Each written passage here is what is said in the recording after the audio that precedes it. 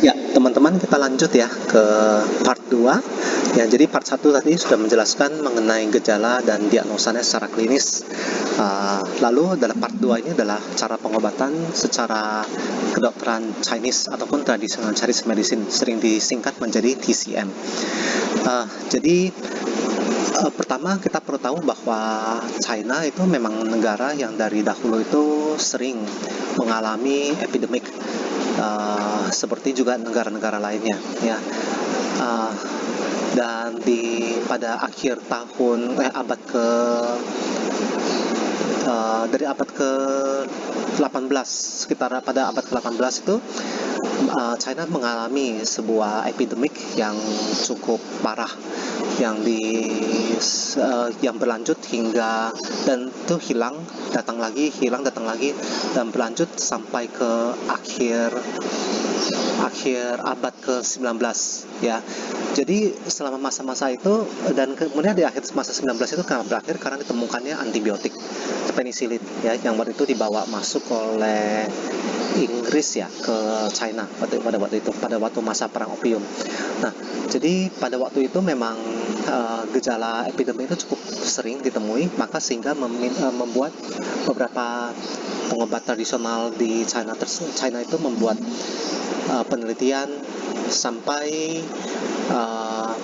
catatan-catatan, dan memang kebanyakan itu tidak terstruktur dan tidak terorganisir dengan baik oleh pemerintah pada zaman itu, karena pemerintahan zaman dinasti Qing cukup korup ya. Lalu mereka akhirnya itu ada satu orang yang bernama Ye Tianzi, yang seperti gambar foto ini, yang bisa merangkum ya, dan dia juga belajar dan merangkum dan juga menjadikan beberapa cabang ilmu tersebut menjadi satu ilmu ya, yang disebut sebagai ilmu epidemik ataupun Wenping Tiaobian ya. Jadi pada saat itu China memang ada beberapa daerah yang ada epidemik, ada beberapa daerah tidak ada epidemik begitu, sehingga si Ye Tianzi ini dia itu mengembara dari satu desa ke desa lainnya, provinsi ke provinsi lainnya untuk belajar. Dan karena dia itu sungguh-sungguh, sehingga mendapatkan kepercayaan dan kasih sayang dari para pengobat terkenal di daerah tersebut, dan dia akhirnya menyatukan menjadi satu ilmu tersebut sebagai Wenping Tiaobian. Dan kitab inilah yang dirujuk juga oleh para tim medis China ketika COVID melanda China tahun 2020. Dan akibatnya memang kita tahu China cepat mengatasi epidemik ini, dan herbal berperan cukup besar di dalam penanganan COVID pada China tahun-tahun yang lalu begitu. Dan juga perlu tambahkan juga bahwa Ye Tianzi ini dia itu seringkali harus belajar dengan sangat susah pada awalnya, seperti menyapu halaman, mengepel, seduh teh, bantuin masak, ya dengan kata lain menjadi budak lah sebelum dia belajar begitu. Jadi karena dia demikian, maka dia diturunkan banyak rahasia-rahasia, dan banyak rahasia tersebut juga akhirnya bisa dirangkum dalam satu buku ya. Buku tersebut tuh sangat besar dan saya sendiri belum bisa baca semuanya, namun intinya waktu itu kita sudah diajarkan garis besarnya selama kita kuliah di sana begitu ya. Nah, jadi beberapa kembali lagi ke topiknya, itu adalah gejala awal pada epidemik DBD itu adalah pada tahap awal ya, itu adalah panas dan dingin, lalu sakit kepala, lalu juga demam, mual begitu ya. Nah, selama gejala ini belum ada yang namanya adalah gejala dehidrasi. Jadi dehidrasi itu merupakan sebuah gejala yang cukup membedakan antara dua tahap ya. Ini masih tahap awal ya, kita sebut sebagai tahap Wei, tahap 1 ya, tahap Wei. Jadi gejalanya seperti tadi, dan biasanya itu masih keburu untuk diobati, dan banyak sekali orang yang badannya kuat ya, apabila dia terkena DBD maka dia akan bertahan di garis ini saja ya, belum ada gejala dehidrasi sampai dia sembuh. Ini orang yang badannya kuat. Lalu ada tahap kedua, yaitu tahap Qi ya, Qi. Jadi tahap di mana demam tersebut makin tinggi dan juga mulai terjadi banyak sekali gejala dehidrasi. Seperti apa? Mulut kering, kencing, muntah, mencret, lulu, ya, ataupun nggak harus mencret, ya, kadang-kadang juga kehilangan cairannya dari keringat yang terlalu banyak dan kental begitu. Dan ini adalah gejala yang sering kali ditemui pada orang yang badannya agak lemah ketika menderita penyakit epidemik, ya. Jadi patogennya cukup cepat untuk masuk ke dalam tahap berikutnya dan mengkonsumsi dengan cepat sisa dari cairan tubuhnya, ya. Lalu pada tahap ketiga itu adalah Ying, ya, Ying. Di saat ini orang tersebut mulai mengalami halusinasi ataupun agitasi, sifat yang berubah, ya, maunya tidur melulu, gampang marah, ya, ataupun mimpi buruk terus-menerus, ya, dan mulai muncul tanda-tanda hemoragi. Ini adalah saat-saat di mana udah mau masuk ke dalam tahap bahaya, ya. Lalu demamnya juga lebih tinggi pada sore hari begitu. Namun kondisinya makin lama makin lemah, ya. Jadi makin lama makin kurus begitu. Nah, kenapa dibagi menjadi 4 tahap, yaitu Wei Ying Qi Xie, ya.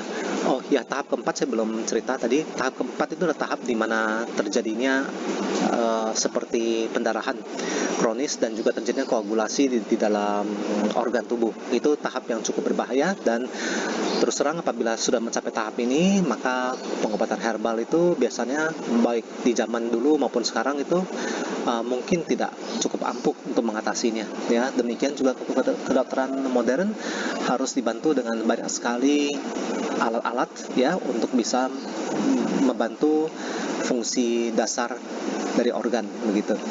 Jadi kita perlu mencegah, ya, supaya dia tidak advance ke dalam tingkat yang dangerous begitu, ya. Nah, lalu ini adalah pembagiannya secara TCM, dan lalu prinsip pengobatannya itu adalah apabila masih pada kondisi panas dingin, mual, sakit kepala, ya, cepat-cepat diobati supaya patogennya itu keluar dari dalam tubuh. Keluar melalui apa? Melalui dahak, reak, air seni maupun BAB, ya.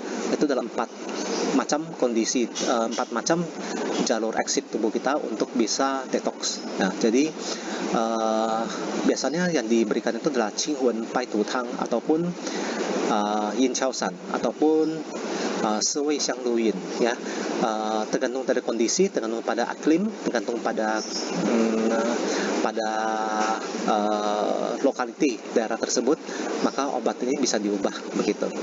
Nah, saya nggak lanjut lebih banyak mengenai herbal detailnya, namun metodenya itu adalah mengeluarkan patogen dari sebelum dia masuk ke dalam energi yang lebih dalam, ya. Lalu ketika sudah mulai ada tanda-tanda seperti dehidrasi, tanda-tanda dehidrasi seperti apa? Mulut kering, kencing melulu, keringatan melulu, badan lemas, mulut pecah-pecah, lidahnya itu sangat kering, ya, dan juga lehernya juga kering, ya, demam tinggi. Nah, saat seperti di antara kedua tahap ini boleh menggunakan pinsuang, ya, karena pinsuang sifatnya itu adalah mendetoks dan juga mencabut, katakanlah istilah dulu adalah tuotu, itu adalah mencabut hawa racun yang akan masuk ke dalam lapisan lebih dalam begitu. Nah, lalu ini cara pengobatan yang tahap kedua itu juga sama. Di tahap ini adalah menambah cairan tubuh dan juga detox, ya, detox seperti tahap pertama, detox, dan juga membersihkan usus. Jadi ususnya itu perlu dibersihkan lebih cepat supaya lebih mudah dan lebih banyak bisa mengeluarkan BAB. Lalu tahap ketiga itu adalah Ying, di mana tahap tersebut mulai masuk ke dalam tahap di mana plasma darah itu mulai deficient akan nutrisi. Jadi tahap tersebut itu masih bisa menggunakan obat seperti Si Jiao Di Huang Tang, ya, ataupun Qing Ying Tang begitu. Lalu tahap keempat itu jarang kita menemukan juga karena waktu mereka ketika masuk ke tahap keempat itu tidak banyak, sehingga biasanya pengobatan untuk mengobati tahap keempat itu tidak banyak ya, tidak banyak yang cukup bisa survive begitu, kecuali pengobatan secara kedokteran barat mungkin masih bisa. Lalu masa penyembuhan itu dimana orang tersebut sudah mulai membaik, panasnya mulai turun.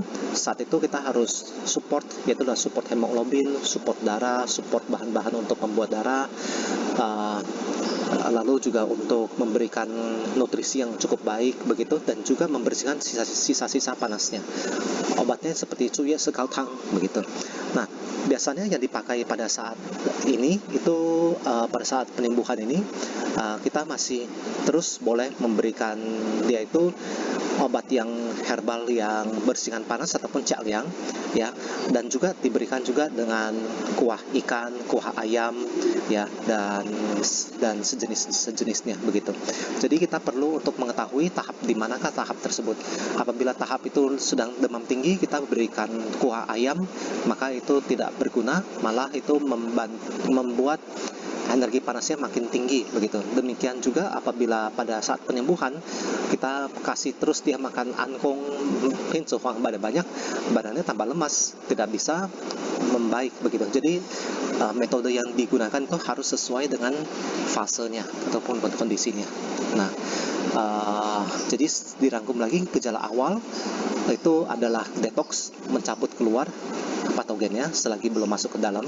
Tahap kedua, diantara luar dan dalam, tahap ini mulai mengkonsumsi cairan tubuh. Kita perlu untuk membersihkan panas keluar, paling cepatnya lewat BAB, dan juga masih teruskan lewat reak ya, dan juga memberikan cairan tubuh. Dan tahap ketiga itu adalah membersihkan darah ya. Tahap ini lebih cocok memang dipakai angkong ya, lalu juga diberikan macam-macam obat yang herbal yang sifatnya itu pahit dan dingin untuk bisa menambah daya detoks tubuh, lalu juga menjaga darah supaya tidak terkuras ya. Jadi dalam tersebut ada beberapa obat yang harus dipakai untuk kondisi ketiga, supaya darah itu tidak terjadi defisiensi lebih lanjut begitu. Nah, demikianlah tahap kedua. Semoga prinsip tersebut bermanfaat untuk Anda sekalian.